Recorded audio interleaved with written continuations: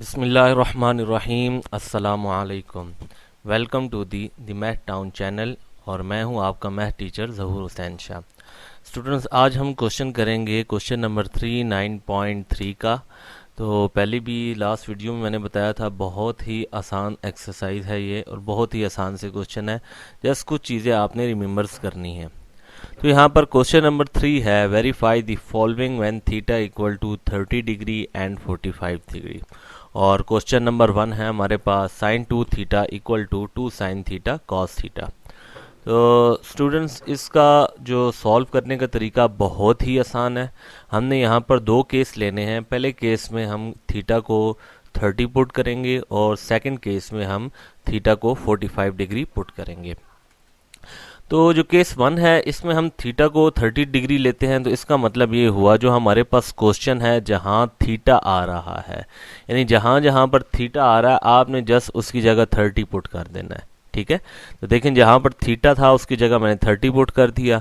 और अगर आप मल्टीप्लाई करें 32 और 60 होता है और बाकी सारी चीज़ वैसी ही रहेगी।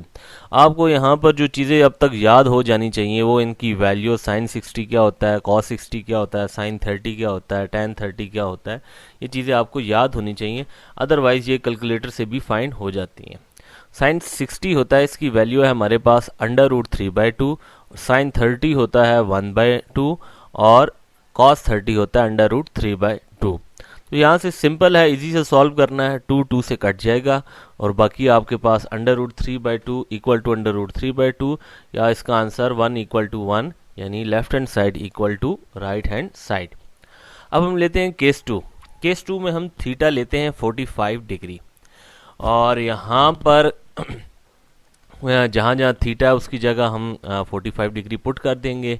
तो हमारे पास आ जाएगा साइन 90 और बाकी सारा वैसे ही, साइन 45 कॉस 45। साइन 90 बच्चों 1 होता है और कॉस साइन 45 होता है, और कॉस 45 दोनों की वैल्यू सेम होती हैं 45 पे। तो 1/√2 1/√2। तो यहाँ पर √2 का स्क्वायर हो जाएगा। जैसा कि आप जानते हैं √2 का स्क्वायर 2 के इक्वल होता है। तो हमारे पास यहाँ पर ये 2 से कट जाएगा और 1 इक्वल टू 1, इसका यानी कि सेकंड भी हमारे पास सॉल्व हो जाएगा। तो स्टूडेंट्स, इसके जो बाकी पार्ट हैं, सेकंड, थर्ड, फोर्थ, बहुत ही इजी हैं, वो आपने खुद ट्राई करने हैं। ठीक है, कोशिश किया करें मैथ क्वेश्चन को खुद से ट्राई करने के लिए, ताकि आप ज़्यादा से ज़्यादा सीख सकें। तो हम नेक्स्ट चलते हैं क्वेश्चन नंबर 5 पे। तो बाकी रह जाने वाले क्वेश्चन आपने खुद सॉल्व करने हैं। अगर कोई मसला आता है तो कमेंट बॉक्स में लाजमी कमेंट करके बताइएगा, मैं आपको उसका आंसर भी बता दूंगा। तो इसमें भी हम दो केस लेंगे। पहला केस ले लिया 30 और थीटा जहाँ जहाँ उसकी जगह हमने 30 पुट कर दिया। तो हमारे पास tan 60 आ जाएगा equal to 2 tan 30 1 minus tan square 30। tan 60 होता है हमारे पास √3 और tan 30 होता है 1/√3। तो अब जस्ट वैल्यूज पुट हो जाए, उसके बाद मैथमेटिकली काम है, फिर आपके लिए कोई मुश्किल नहीं रहती। ठीक है, तो यहाँ पर √3 का स्क्वायर था, स्क्वायर ख़त्म हो जाएगा और उसके बाद एलसीएम ले लें 3 - 1 होल डिवाइडेड बाय 3। तो आपके पास √3 2 डिवाइडेड बाय √3। हाँ, ये देखिए यहाँ पर 3 - 1 क्या होता है 2। जब इसको ऊपर लेके जाएंगे तो हम 3/2 पे ले, जब यानी 3 को न्यूमरेटर में लेके जाएंगे तो ये 3/2 बन जाएगा हमारे पास। तो यहाँ पर 2 से कैंसिल हो जाएगा, तो हमारे पास ये कंडीशन रह जाएगी।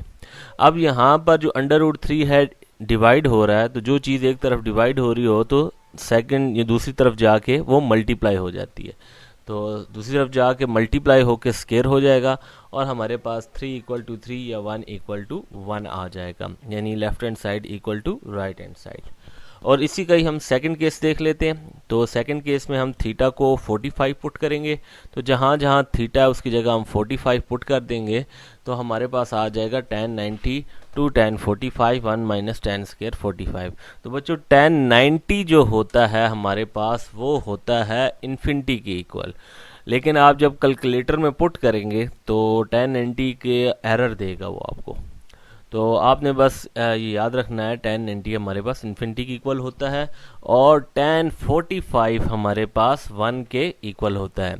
तो डिनोमिनेटर में देखें tan का स्क्वायर भी 1 का स्क्वायर हो जाएगा, 1 का स्क्वायर 1 ही होता है और 1 - 1 0 होता है और 2π0 भी इन्फिनिटी के इक्वल होता है। तो यहाँ पे भी left hand side equal to right hand side के इक्वल आ गई है।